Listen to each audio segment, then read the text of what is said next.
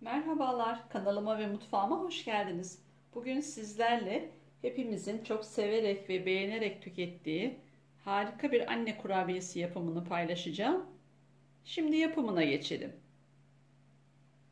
Tarifimiz için karıştırma kabımıza 200 mililitrelik klasik su bardaklarıyla 1,5 su bardağı toz şekeri kabımızın içine alalım.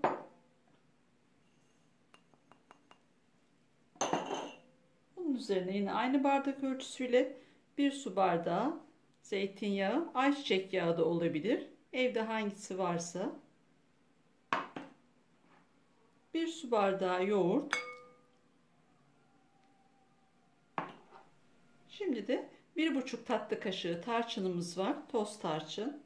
Bunu ilave edelim. 1 çay bardağı da bıçakla kıymış olduğum iri kıyılmış cevizim var. Şimdi bir adet portakalımız var. Portakalımızın kabuğunu rendeleyelim. Eğer portakal yoksa limon kabuğu da olabilir. Evde hangisi varsa. Şöyle çok beyazını almadan üstünün turuncu kısımlarını alalım. Şimdiden mis gibi portakal kokusu bütün mutfağı sardı. Kurabiyenin harika olacağının bu zaten bir göstergesi. Portakal kabuğumuzu da ilave edelim kabımıza. Önce bütün malzemelerimizi güzelce bir karıştıralım.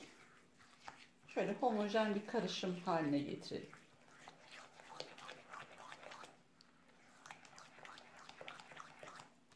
Tarçın kokusu, portakalın kokusu gerçekten harika kokular gelmeye başladı bile şimdiden. İyice karıştırdık. Artık şekerimiz yavaş yavaş eridi. Şimdi unumuzu ilave etmeye başlayalım. Önce kontrollü bir şekilde ilave edelim. Şimdi ilave ettikçe söyleyeceğim ölçüsünü. Bir pakette kabartma tozu ilave ediyorum unumun üzerine. Ve bir çay kaşığı da karbonat. Karbonat kurabiyelere daha güzel böyle bir kıyırlık veriyor. Daha çok yakışıyor. Onun için çok az zaten silme bir çay kaşığı kadar da karbonat ilave ettik. Önce kaşığımızla yavaş yavaş karıştıralım. Daha sonra elle yoğurmaya geçeceğim. Şimdi 5. bardağımı katmaya başlıyorum. Önce yarısını yine ilave ediyorum. Şöyle yarım bardak kadarını bıraktım. İhtiyaç oldukça azar azar ilave edeceğim. Bu unların çeşidine göre, markasına göre farklılık gösterebiliyor. Son bardağınızı mutlaka kontrollü bir şekilde ilave edin. Kurabiye hamurumuzun yoğurma işlemi tamamlandı. En son 5. bardağımızdan çok az dibinde bir kaşık kadar un kaldı. Kontrollü bir şekilde koyun. Hamurumuz ele yapışan bir hamur oluyor arkadaşlar. Görüyorsunuz elden zor ayrılıyor yoğurma işlemini bitirdiğimizde. Ama yoğurduğumuz elimizle değil, şöyle bir parça hamur koparıp diğer temiz elimizle şöyle yuvarlayalım. Bakın çok güzel bir şekilde yuvarlanıyor ve hiç ele yapışmıyor. Hamurumuzun kıvamı bu şekilde olacak. Yani buna ele yapışıyor diye tekrar tekrar un ilavesi yapmayın lütfen. Temiz elinizle kontrolünüzü yapın. Yuvarlanıp ele yapışmıyorsa hamurunuzun kıvamı olmuş demektir. Hamurumuzun üzerini bir streç filmle kapatalım ve 30 dakika buzdolabında dinlendirelim. Kurabiye hamurumuz 30 dakika buzdolabında dinlendi. Şimdi üzerine açıp şekil vermeye başlayalım. Bakın hamurun kıvamı buzdolabında bekleyince sertleşti bile. Demin nasıl ele yapışıyordu. Ama şu anda gördüğünüz gibi gayet güzel bir şekilde yuvarlanabiliyor. Şöyle küçük mandalina kadar veya cevizden biraz daha büyük parçalar kopararak yuvarlak şekiller verip tepsimize dizelim. Çok küçük olmasın. Bu anne kurabiyesi biraz büyük oluyor. Şu şekilde.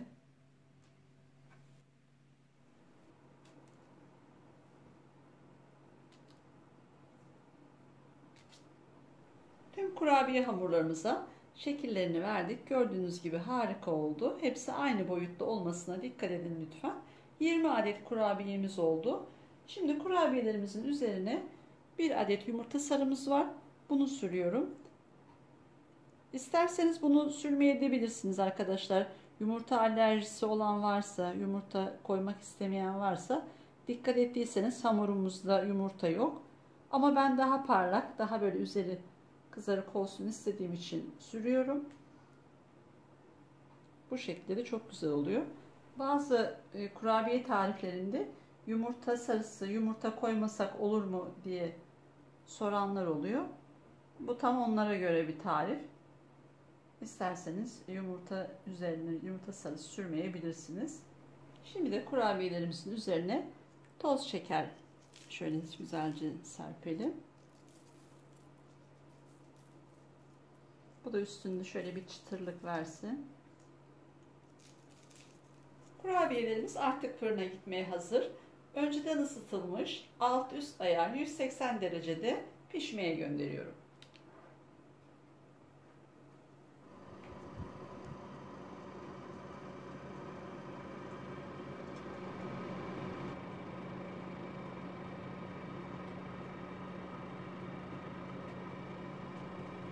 Kurabiyelerimiz fırından çıktı.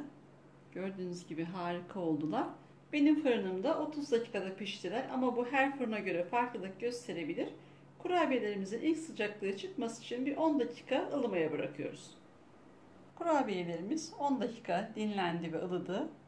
Gördüğünüz gibi hepsi harika oldu. Şimdi sunuma geçelim. Kurabiyelerimizi şimdi sunum tabağımıza alalım.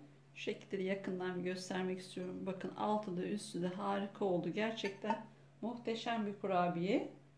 İçi yumuşacık, dışı böyle kıyır kıyır. Tam sizi çocukluğunuza götürecek harika bir kurabiye oldu.